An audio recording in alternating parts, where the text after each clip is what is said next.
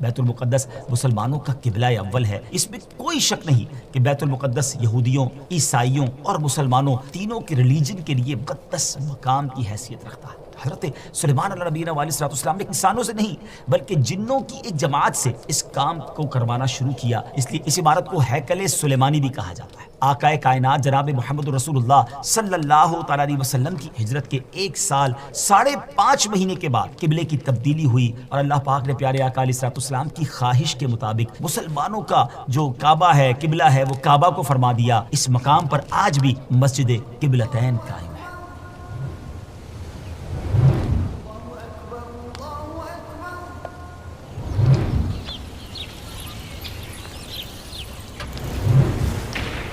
السلام علیکم ورحمۃ اللہ وبرکاتہ۔ ویورز کیسے ہیں آپ؟ سب ٹھیک ہیں؟ ایک بار پھر قیامت کی نشانیاں ایپیسوڈ لے کر حاضر ہیں، اور آج کی ایپیسوڈ بڑی امیزنگ ہے۔ ایک ایسا تفصیلی واقعہ ہے کہ جب اس کو سنتے ہیں، پڑھتے ہیں تو ایمان تازہ ہو جاتا ہے۔ یاد رہے کہ اللہ پاک کے آخری نبی جناب محمد عربی صلی اللہ تعالی علیہ وسلم نے غیب کی خبر دیتے ہوئے اپنی امت سے ارشاد فرمایا کہ قیامت سے پہلے 6 چیزیں گن کر رکھو۔ نمبر 1 میری وفات، نمبر 2 بیت المقدس کی فتح، نمبر 3 پھر طاعون کی وبا جو بکریوں کی گٹلیوں کی طرح تمہارے اندر شروع ہو جائے گی، نمبر 4 اس قدر مال کی کثرت ہو جائے گی کہ کسی آدمی کو 100 دینار دینے پر بھی وہ خوش نہیں ہوگا، نمبر 5 ایک ایسا فتنہ اٹھے گا کہ عرب کا کوئی گھر باقی نہیں رہے گا جس پہ فتنہ داخل نہ ہوا ہو، نمبر 6 تمہارے اور رومیوں کے درمیان ایک سلو ہوگی اور رومی عہد شکنی کریں گے اور وہ 80 جھنڈے لے کر تمہارے اوپر حملہ آور ہوں گے اور ہر جھنڈے کے نیچے 12,000 فوج ہوگی۔ یہ 6 نشانیاں نبی پاک صلی اللہ تعالی علیہ وسلم نے تفصیل کے ساتھ قیامت کی نشانیوں کے بارے میں بیان کی۔ اس حدیث پاک میں جو دوسری نشانی بیان کی گئی یعنی بیت المقدس کی فتح، اس بارے میں آج کی ہماری ایپیسوڈ ہوگی۔ یہ تو آپ نے سنی لیا کہ حدیث پاک میں اسے قیامت کی نشانی کے طور پر فرمایا گیا ہے۔ اس بارے میں مزید بات کرنے سے پہلے آئیے پہلے ذرا بیت المقدس کے بارے میں کچھ سنتے ہیں کہ یہ کس جگہ کو کہا جاتا ہے اور اس کی تاریخ کیا ہے۔ بیت المقدس مسلمانوں کا قبلہ اول ہے۔ یہ فلسطین کے شہر القدس میں واقع ہے۔ بعض نے اس شہر کو بھی بیت المقدس کہا ہے۔ بیت المقدس کی تاریخ دیکھیں تو اس میں کوئی شک نہیں کہ بیت المقدس یہودیوں، عیسائیوں اور مسلمانوں تینوں کے ادیان یعنی تینوں کے ریلیجن کے لیے مقدس مقام کی حیثیت رکھتا ہے۔ اس کو القدس کا نام کیوں دیا گیا؟ اس کے بارے میں حکیم الامت مفتی احمد یار خان نعیمی رحمۃ اللہ تعالی لکھتے ہیں کہ چونکہ اس زمین میں حضرات انبیاء کے مزارات بہت ہیں، اس لیے اسے قدس کہا جاتا ہے۔ زمین کا یہ ٹکڑا انبیاء اور صلحاء یعنی نیک لوگوں کا مرکز رہا ہے۔ حضرت سیدنا سلیمان علیہ نبینا علیہ الصلوۃ والسلام کا مزار مبارک اور عالم اسلام کی مشہور و معروف مسجد اقصی بھی اسی شہر میں واقع ہے۔ رہی یہ بات کہ اس کا سنگ بنیاد کب رکھا گیا، تو اس بارے میں یہ کہا جاتا ہے کہ کعبہ معظمہ کی بنیاد ڈالنے کے 40 سال بعد سیدنا آدم علیہ نبینا علیہ الصلوۃ والسلام یا ان کی اولاد میں سے کسی نے اس کی بنیاد ڈالی۔ پھر اس کی تعمیر حضرت سیدنا سام بن نوح علیہ نبینا علیہ الصلوۃ والسلام نے کی۔ پھر ایک عرصے کے بعد حضرت سیدنا داؤد علیہ نبینا علیہ الصلوۃ والسلام نے بیت المقدس کی بنیاد اسی مقام پر رکھی جہاں حضرت سیدنا موسیٰ علیہ نبینا علیہ الصلوۃ والسلام کا خیمہ نصب کیا گیا تھا۔ اس عمارت کے پورا ہونے سے قبل حضرت سیدنا داؤد علیہ نبینا علیہ الصلوۃ والسلام کی دنیا سے وفات کا وقت قریب آ گیا، تو اب آپ نے اپنے بیٹے حضرت سیدنا سلیمان علیہ نبینا علیہ الصلوۃ والسلام کو اس کو مکمل کرنے کی وصیت فرمائی۔ حضرت سلیمان علیہ نبینا علیہ الصلوۃ والسلام نے کمال کا انتظام کیا۔ آپ نے انسانوں سے نہیں بلکہ جنوں کی ایک جماعت سے اس کام کو کروانا شروع کیا۔ 1 سال کا کام باقی تھا۔ اب ذرا غور کیجئے کہ جنات تعمیر کر رہے تھے مگر آپ کے انتقال کا وقت قریب آ گیا۔ آپ نے غسل فرمایا، نئے کپڑے پہنے، خوشبو لگائی اور اس طرح تشریف لائے کہ عصا پر یعنی اپنے جو لاٹھی تھی اس پر ٹیک لگا کر کھڑے ہو گئے۔ ملک الموت حضرت اسرائیل علیہ الصلوۃ والسلام نے جن کا کام ہی روح قبض کرنا ہے، انہوں نے آپ کی روح اسی حالت میں اسی عالم میں قبض کر لی۔ اب اسی طرح آپ عصا پر ٹیک لگائے کھڑے رہے۔ جی ہاں، دنیا سے آپ جا چکے تھے، وصال فرما چکے تھے، مگر آپ کا جو مبارک جسم ہے وہ عصا پر ٹیک لگائے کھڑا رہا۔ یہ اللہ کی شان ہے۔ حضرت سلیمان علیہ الصلوۃ والسلام کا یہ معجزہ بھی ہے۔ یہاں میں ایک اور دلچسپ بات آپ کو بتاتا چلوں کہ جب حضرت سلیمان علیہ الصلوۃ والسلام حیات تھے تو جنات کو رات کی رخصت بھی مل جاتی تھی، وہ دن میں کام کرتے تھے۔ حضرت سلیمان علیہ الصلوۃ والسلام بھی آرام کرنے چلے جاتے تھے، مگر آپ چونکہ اب کھڑے ہی تھے تو اب جنات کو دن رات راؤنڈ دا کلاک کام کرنا پڑ گیا۔ ہر وقت وہ آپ کھڑے رہے تو آپ کو اجازت مانگتے تھے، لیکن کسی میں ہمت نہیں ہوتی تھی کہ وہ اجازت مانگنے آپ سے مانگے، تو آپ سے اجازت بھی نہیں مانگ سکتے تھے۔ تو جنہوں نے 4 سال تک یک لخت، جی ہاں all the way، دن رات برابر کام کیا۔ اچھا، حضرت سلیمان علیہ السلام جو ہیں وہ عصا پر کھڑے ہیں، نہ جسم میں کوئی تبدیلی آ رہی ہے۔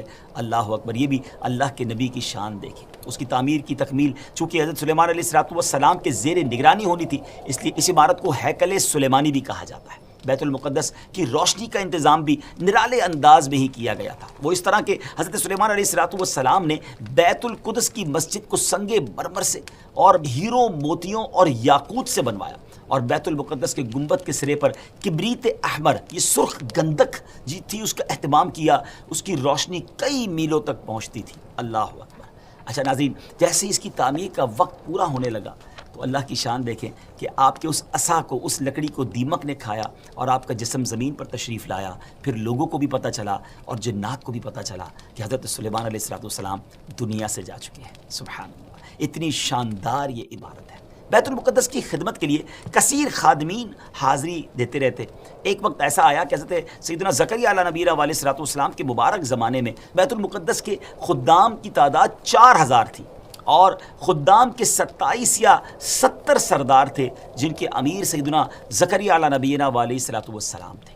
حضرت سیدنا آدم علیہ السلام سے لے کر حضرت سیدنا موسیٰ علیہ نبینا علیہ السلام تک کعبہ یعنی بیت اللہ شریف ہی کعبہ رہا۔ پھر حضرت سیدنا موسیٰ علیہ نبینا علیہ السلام سے لے کر حضرت سیدنا عیسیٰ علیہ السلام تک بیت المقدس قبلہ رہا۔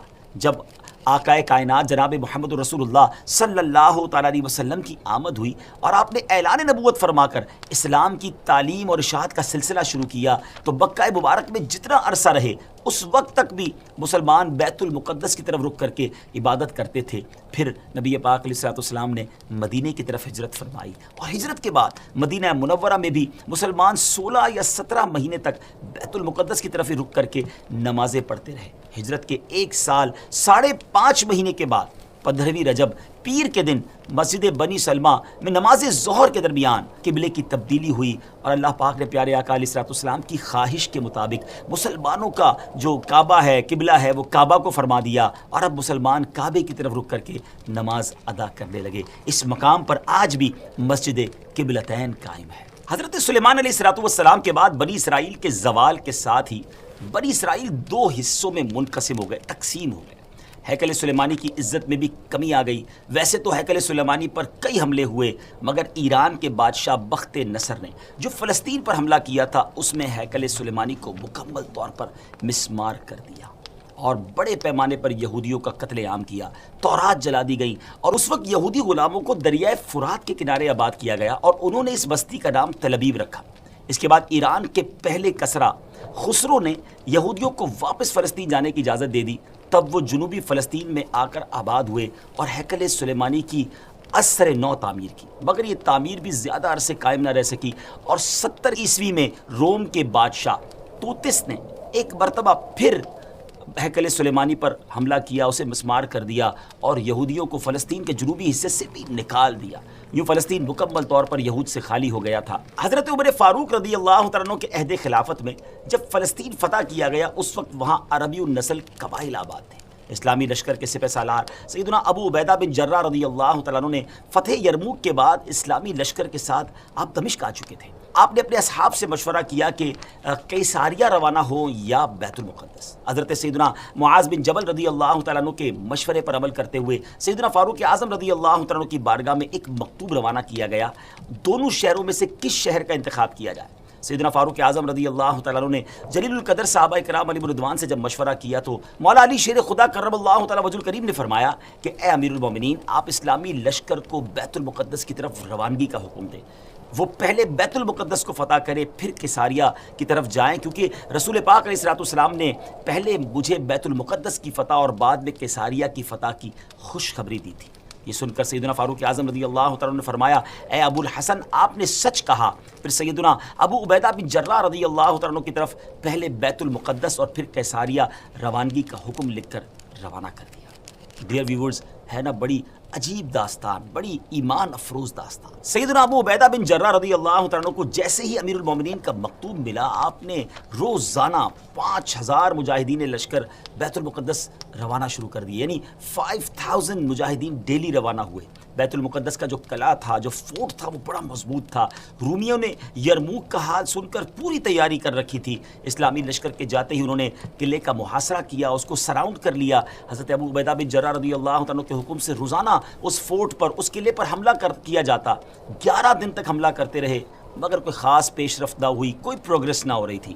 11ویں دن خود سیدنا ابو عبیدہ بن جراح رضی اللہ عنہ، سیدنا خالد بن ولید رضی اللہ عنہ تشریف لائے۔ مجاہدین نے تکبیر و تحلیل کی صدائیں بلند کی، خوب نعرے لگائے، تو رومیوں کو بھی معلوم ہو گیا کہ اسلامی لشکر کا کوئی بڑا سردار آ گیا ہے۔ وہ سب پریشان ہوئے، اپنے سب سے بڑے راہب قمامہ کے پاس گئے اور ساری صورتحال بیان کی۔ جب اسے معلوم ہوا کہ مسلمانوں کا سردار آ گیا ہے، وہ بہت پریشان ہوا اور کہنے لگا اب تمہاری ہلاکت نزدیک ہے، کیونکہ میں نے پچھلی کتابوں میں پڑھا ہے کہ ملک شام کو محمد الرسول اللہ صلی اللہ تعالیٰ علیہ وسلم کا ایک سرخ رنگ کا صحابی فتح کرے گا۔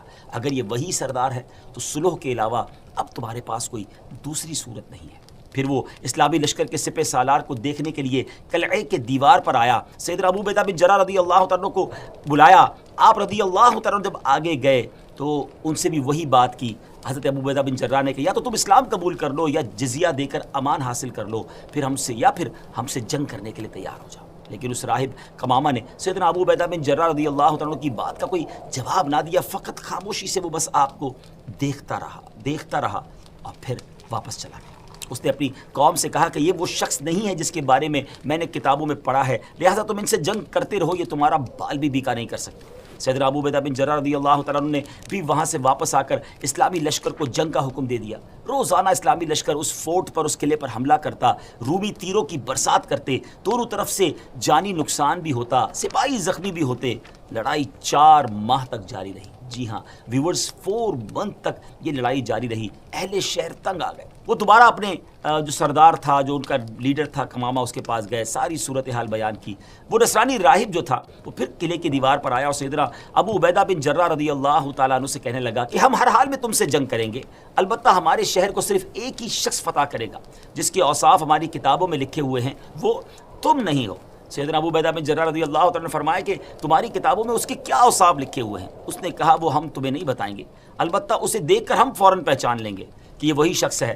ہاں اگر تم اس کا نام جاننا چاہتے ہو تو ہم اس کا نام بتا سکتے ہیں۔ اللہ اکبر، ان کی کتابوں میں اس صحابی کا نام بھی موجود تھا۔ آپ رضی اللہ تعالیٰ نے فرمایا کہ ٹھیک ہے تم اس کا نام ہی بتا دو۔ اس نصرانی راہب نے کہا کہ جو شخص ہمارے اس شہر کو فتح کرے گا وہ محمد الرسول اللہ صلی اللہ تعالیٰ علیہ وسلم کا صحابی ہوگا، اور اس کا نام عمر بن خطاب ہے، جو فاروق کے لقب سے مشہور ہوگا، اور وہ نہایت سخت گیر ہوگا، اللہ کے کاموں میں کسی ملامت کرنے والے کی ملامت کی پرواہ نہ کرے گا۔ سیدنا ابو عبیدہ بن جراح رضی اللہ تعالیٰ عنہ نے جیسے ہی یہ سنا تو مسکرا دی اور خوش ہو کر فرمایا فتحنا البلد ورب الکعبہ، یعنی رب کعبہ کی قسم ہم نے اس شہر کو فتح کر لیا۔ پھر آپ اس راہب کی طرف متوجہ ہوئے اور فرمایا تم جن کا ذکر خیر کر رہے ہو وہ ہمارے خلیفہ ہیں، ہمارے نبی علیہ الصلوۃ والسلام کے جلیل القدر صحابی ہیں۔ راہب نے کہا اگر واقعی ایسی بات ہے تو تم جنگ موقوف کر دو اور انہیں یہاں بلاؤ، اگر ان میں تمام صفات وہی ہوئی جو ہمارے علم میں ہیں تو ہم ان کے لیے شہر کے دروازے بغیر جنگ کے کھول دیں گے اور ان کو جزیہ بھی ادا کریں گے۔ آپ رضی اللہ تعالیٰ عنہ نے یہ بات منظور فرما لی۔ نصرانی راہب سے گفتگو کرنے کے بعد سیدنا ابو عبیدہ رضی اللہ تعالیٰ عنہ نے جب وہ تشریف لائے اور نصرانی راہب سے ہونے والی گفتگو کی تفصیلات لشکر میں سب کو بتائیں تو تمام مجاہدین خوش ہو گئے۔ ایک مکتوب جس میں تمام تفصیلات انہوں نے لکھی سیدنا عمر فاروق رضی اللہ تعالیٰ عنہ کی بارگاہ میں انہوں نے پیش کر دی اور وہاں وہ خط بھیج دیا گیا۔ اللہ اکبر، جب یہ خط مدینہ منورہ پہنچتا ہے، حضرت سیدنا میسرہ بن مسروق رضی اللہ تعالیٰ عنہ مدینہ منورہ پہنچتے ہیں، بارگاہ فاروقی میں حاضر ہوئے، سلام عرض کیا، فرمایا خوشخبری لائے ہو؟ عرض کیا رب کعبہ کی قسم خوشخبری ہے۔ پھر وہ مکتوب بارگاہ فاروقی میں پیش کیا گیا۔ سیدنا فاروق اعظم رضی اللہ تعالیٰ عنہ نے جب مکتوب پڑھا، صحابہ کرام سے مشورہ کیا اور ملک شام کی طرف سفر کا ارادہ کر لیا، تیاری شروع فرما دی۔ امیر المومنین سیدنا فاروق اعظم رضی اللہ تعالیٰ عنہ کا بیت المقدس جب جانے کا فیصلہ ہوا، یہ خبر سن کر مدینہ منورہ میں خوشی کی لہر دوڑ گئی۔ اپنے سفر کا آپ آغاز فرماتے ہوئے سب سے پہلے آپ مسجد نبی شریف میں آئے، آپ نے 4 رکعت نماز ادا کی، نبی پاک علیہ الصلوۃ والسلام کی بارگاہ میں، حضرت ابوبکر صدیق رضی اللہ تعالیٰ عنہ کی بارگاہ میں سلام پیش کیا۔ پھر اس کے بعد حضرت عمر فاروق رضی اللہ تعالیٰ عنہ نے اپنا سفر شروع کر دیا۔ مولا علی کرم اللہ تعالیٰ وجہ الکریم کو اپنا نائب مدینے میں مقرر کیا اور چند اصحاب کو ساتھ لیا اور اب ملک شام کی طرف روانہ ہو گئے۔ آپ رضی اللہ تعالیٰ کے سفر کی یہ نوعیت ہوتی تھی کہ نماز فجر کے بعد سفر طے فرماتے اور ظہر کے وقت کسی مقام پر ٹھہر جاتے، وہاں اپنے اصحاب کو واعظ و نصیحت فرماتے، اللہ عز و جل کا خوف، عبادت کا تذکرہ، آخرت وغیرہ پر مشتمل بیان فرماتے، اور اس کے بعد ستو اور کھجور وغیرہ سے اپنا لنچ کرتے تھے۔ کیسا سادہ کھانا تھا امیر المومنین کا۔ جن جن راستوں سے آپ گزرتے تھے وہاں کے لوگ اپنے مقدمات، اپنی عرضیاں لے کر آپ کے پاس آتے، قرآن و حدیث کی روشنی میں آپ ان کا فیصلہ بھی فرماتے جاتے، یہاں تک کہ ملک شام کی سرحد میں داخل ہو گئے۔ اللہ اکبر! آپ نے عربی شاہ سواروں کا ایک قافلہ دیکھا، سیدنا زبیر بن عوام رضی اللہ تعالیٰ کو وہ آگے بھیجا کہ معلوم کرو یہ لوگ کون ہیں۔ تو حضرت زبیر بن عوام رضی اللہ تعالیٰ نے خبر دی کہ حضور جو لشکر اس وقت آپ کا بیت المقدس میں انتظار کر رہا ہے، اس لشکر والوں نے ایک دستہ بھیجا ہے کہ خوشخبری لے کر آئیں کہ امیر المومنین تشریف لا چکے ہیں یا نہیں۔ پھر وہ قافلہ سیدنا فاروق اعظم رضی اللہ تعالیٰ کی بارگاہ میں حاضر ہوا، ہدیہ سلام کے بعد کہا، مصافحہ کیا، دست بوسی کی، اور فاروق اعظم رضی اللہ تعالیٰ نے ان سے پوچھا کہ تم لوگ یہاں کس لیے آئے ہو؟ عرض کی حضور اے امیر المومنین، آپ کی تشریف آوری کے انتظار میں پورا اسلامی لشکر اپنی آنکھیں بچھائے، پلکیں بچھائے ہوئے ہے، اور گردنیں اٹھا اٹھا کر لوگ مدینہ منورہ سے آنے والے راستے پر نظریں جمائے ہوئے ہیں۔ ہر شخص آپ کے دیدار کے لیے بے چین ہے۔ لہٰذا اسلامی لشکر کے سپہ سالار امین الامت حضرت سیدنا ابو عبیدہ بن جراح رضی اللہ تعالی عنہ نے آپ کی بارگاہ میں خبر معلوم کرنے کے لیے بھیجا ہے۔ حضور اگر آپ اجازت دے دیں تو میں جلدی واپس جا کر لشکر کو آپ کی آمد کی خوشخبری سنا دوں۔ آپ رضی اللہ تعالیٰ عنہ نے اسے اجازت دے دی۔ اس قافلے نے لشکر اسلام میں پہنچ کر سب کو خبر دے دی کہ الحمدللہ امیر المومنین شام کی حدود میں داخل ہو گئے ہیں۔ ہر شخص چاہتا تھا کہ وہ جائے استقبال کے لیے، مگر سیدنا ابو عبیدہ بن جراح رضی اللہ تعالیٰ عنہ نے لشکر کو وہیں ٹھہرنے کا حکم دیا اور خود امیر المومنین کی بارگاہ میں استقبال کے لیے حاضر ہو گئے۔ سیدنا ابو عبیدہ بن جراح رضی اللہ تعالیٰ عنہ کا قافلہ امیر المومنین کے اس مدینے سے آنے والے مدنی قافلے سے ملا۔ سیدنا ابو عبیدہ بن جراح اپنی اونٹنی پر سوار ہو کر آئے تھے۔ آپ نے اپنی اونٹنی بٹھائی، نیچے اترے، امیر المومنین کی خدمت میں ہدیہ سلام پیش کیا، مصافحہ کیا، گلے ملے، بقیہ اصحاب نے بھی اس طرح ملاقات کی۔ پھر یہ قافلہ اسلامی لشکر کی طرف روانہ ہوا۔ اللہ اکبر! سوچئے کیسا منظر ہوگا جب یہ قافلہ بیت المقدس پہنچا۔ مجاہدین نے نہایت شاندار استقبال کیا، تمام مجاہدین نے آپ سے ملاقات کی، آپ کی دست بوسی کی، پھر آپ نے ان سے نہایت فصیح و بلیغ خطبہ بھی دیا، تمام مجاہدین کو اعمال صالحہ، تقوی و پرہیزگاری وغیرہ اختیار کرنے کی نصیحت اور تنبیہ فرمائی۔ خطبے سے فارغ ہو کر سیدنا ابو عبیدہ بن جراح رضی اللہ تعالیٰ عنہ نے ملک شام کی جنگوں کو بالتفصیل بیان کیا، جنہیں سن کر فاروق اعظم رضی اللہ تعالیٰ عنہ کبھی روتے اور کبھی خوش ہوتے۔ دونوں میں گفتگو ہوتی رہی یہاں تک کہ ظہر کا وقت ہو گیا۔ مؤذن رسول سیدنا بلال حبشی رضی اللہ تعالیٰ عنہ، جو نبی پاک علیہ السلام کے دنیا سے پردہ فرمانے کے بعد مدینہ طیبہ سے ملک شام چلے آئے تھے، لشکر اسلام میں شامل ہو کر وہ بھی جہاد میں مصروف ہو گئے تھے۔ حضرت جناب رسول اللہ صلی اللہ تعالیٰ علیہ وسلم کی وصال ظاہری کے بعد آپ نے اذان کہنا چھوڑ دی تھی۔ اپنے آقا و مولا علیہ السلام کی جدائی اور فرقت کے رنج میں وہ ایسے شکستہ دل تھے کہ اذان دیتے وقت انہیں سخت غم اور جو ہے وہ رنج لاحق ہو جاتا تھا، محبوب کی یاد ستاتی تھی، اتنی گریہ و زاری ہوتی تھی کہ اذان کو کمپلیٹ کرنا مشکل ہو جاتا تھا۔ جب نماز ظہر کا وقت ہوا، تمام مجاہدین نے امیر المومنین سے عرض کی کہ حضور حضرت بلال بھی موجود ہیں، ہم چاہتے ہیں کہ حضرت بلال کی اذان سنیں، نبی پاک علیہ السلام کے زمانے مبارکہ کی یاد تازہ ہو جائے گی۔ سیدنا فاروق اعظم رضی اللہ تعالیٰ عنہ نے سیدنا بلال حبشی کو حکم دیا، مجاہدین کی خواہش بیان کی۔ سیدنا بلال حبشی رضی اللہ تعالیٰ عنہ نے اذان تو بالکل چھوڑ دی تھی، کسی کے کہنے پر بھی اذان نہ دیتے تھے، لیکن فاروق اعظم رضی اللہ تعالیٰ عنہ کا حکم تھا اور بڑا وہ ادب بھی کرتے تھے، اس لیے اذان دینے کے لیے راضی ہو گئے۔ کیا منظر ہوگا! حضرت بلال حبشی رضی اللہ تعالیٰ عنہ نے اذان شروع کی، جیسی ہی بلند آواز سے کہا اللہ اکبر اللہ اکبر، ان کی آواز میں وہ درد تھا کہ لشکر اسلام پر لرزہ طاری ہو گیا۔ مجاہدین کی آنکھیں اشکبار ہو گئیں، محبوب اکرم کا زمانہ یاد آ گیا۔ اللہ اکبر! شام کی سرزمین میں مدینے کی یاد تازہ ہو رہی ہے۔ اس وقت رسول پاک علیہ السلام کے دیدار سے اپنی آنکھوں کو ٹھنڈا کیا کرتے تھے، مگر وہ دیدار اب کہاں نصیب۔ تمام مجاہدین شدت غم سے کانپنے لگے۔ سیدنا بلال حبشی رضی اللہ تعالیٰ عنہ اشہد ان محمد الرسول اللہ پر جب پہنچے تو پورے لشکر پر ایک کوہرام مچ گیا۔ صحابہ کرام علیہ رضوان نے اپنے محبوب آقا کی یاد میں وہ تڑپنے لگے، آہ و بکا کا شور بلند ہو گیا۔ شدت غم سے مجاہدین ایسے تڑپتے کہ ابھی ان کے دل پھٹ جائیں گے، بعض پر تو بے ہوشی طاری ہو گئی۔ فاروق اعظم رضی اللہ تعالیٰ عنہ پر بھی گریہ طاری تھا۔ حضرت بلال حبشی رضی اللہ تعالیٰ عنہ کی حالت بھی ناقابل برداشت تھی، ایسا لگتا تھا کہ وہ اذان پوری نہ کر پائیں گے۔ اسلامی لشکر پر غم و اضطراب کی وہ کیفیت طاری تھی کہ رونے اور چیخنے کے سوا کچھ سنائی ہی نہ دیتا تھا۔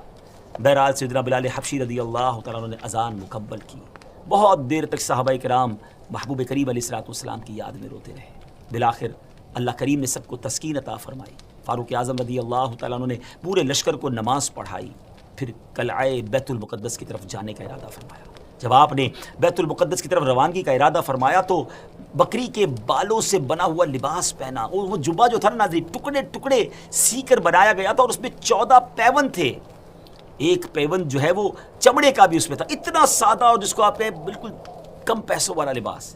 اسلامی لشکر کے تمام سرداروں نے آپ سے گزارش کی، حضور آج تو بڑا اہم دن ہے، آپ اچھے کپڑے آج زیب تن کیجئے، اچھے گھوڑے پر سوار ہوں. آج آپ کو بیت المقدس کے جو لوگ ہیں ان سے ملنا ہے اور انشاءاللہ ہمیں فتح ملنی ہے. جب لوگوں نے بڑا اصرار کیا تو آپ راضی ہو گئے اور مصر کے اعلیٰ قسم کا سفید لباس پہن کر گھوڑے پر سوار ہو کر اسلامی لشکر کے ساتھ اب بیت المقدس کے قلعے کی جانب روانہ ہوئے. ابھی چند قدم ہی چلے تھے ناظرین کہ آپ کے چہرے پر گھبراہٹ کے آثار ہوئے.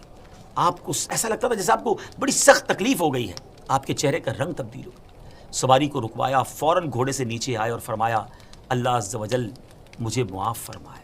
قریب تھا کہ میں ہلاک ہو جاتا کیونکہ ایسے پرتکلف اتنے قیمتی لباس کو پہن کر میرے دل میں عجب اور تکبر داخل ہو گیا تھا. میں نے اللہ عز و جل کے محبوب علیہ السلام کو یہ فرماتے سنا ہے کہ جس کے دل میں ذرہ برابر بھی تکبر ہوگا وہ جنت میں داخل نہیں ہوگا. تمہارے اعلیٰ اور سفید لباس نے مجھے ہلاکت میں ڈال دیا. پھر آپ نے وہ لباس اتار دیا اور اپنا پرانا 14 پیوند والا لباس زیب تن فرمایا. فاروق اعظم رضی اللہ تعالیٰ عنہ بیت المقدس کے قریب اب پہنچ گئے. ناظرین میں یہاں تھوڑی دیر کے لیے رکوں گا، غور کیجئے. یہ تھے امیر المومنین. آج فتح کا دن تھا، آج دوسرے لفظوں میں ریوارڈ کا دن تھا، عزت کے بڑھنے کا دن تھا. پھر بھی عاجزی ہے، پھر بھی خوف خدا ہے، پھر بھی نبی پاک کی یاد ہے. یاد رسول میں آنسو بھی بہے، نمازیں بھی پڑھی گئیں، بیان بھی کیا گیا، اللہ کی یاد بھی دلائی گئی، خوف بھی دلایا گیا اور اپنے آپ کو تکبر سے بچایا بھی گیا. یہ ہم سب کے لیے کتنا بڑا درس ہے.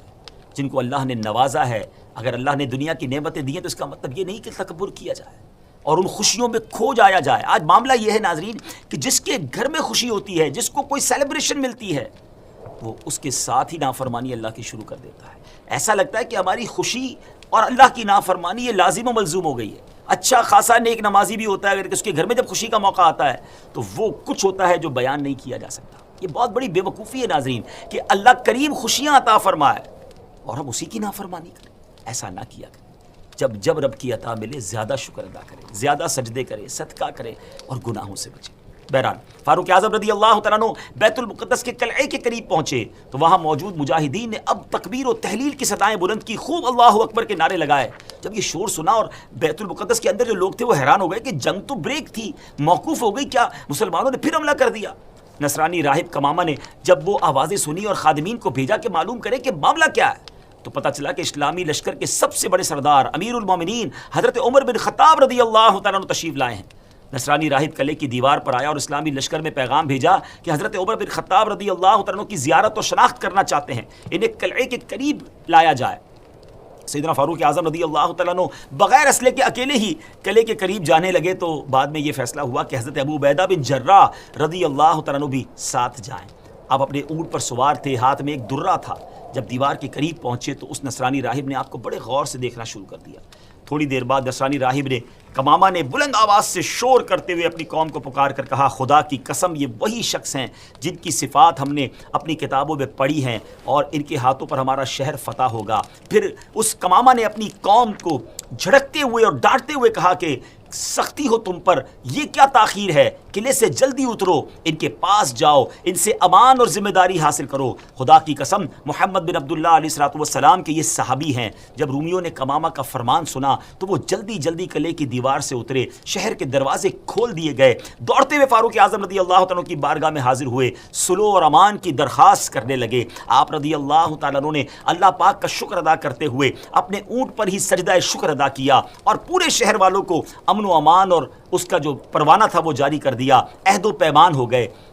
دوسرے دن آپ رضی اللہ تعالیٰ عنہ نے بعد نماز فجر عظیم و شان فتح و نصرت کے ساتھ بیت المقدس کے قلعے میں داخلہ فرمایا. اس کے بعد کئی 100 سال تک بیت المقدس مسلمانوں کے قبضے میں رہا. بعد ازاں تقریباً 11ویں صدی عیسوی میں بیت المقدس عیسائیوں کے قبضے میں چلا گیا، جسے سلطان صلاح الدین ایوبی رضی اللہ تعالیٰ عنہ نے 1187 عیسوی میں دوبارہ فتح کیا اور بیت المقدس دوبارہ مسلمانوں کے قبضے میں آ گیا. اور پہلی جنگ عظیم تک ترک عثمانیہ خلافت کے زیر انتظام رہا۔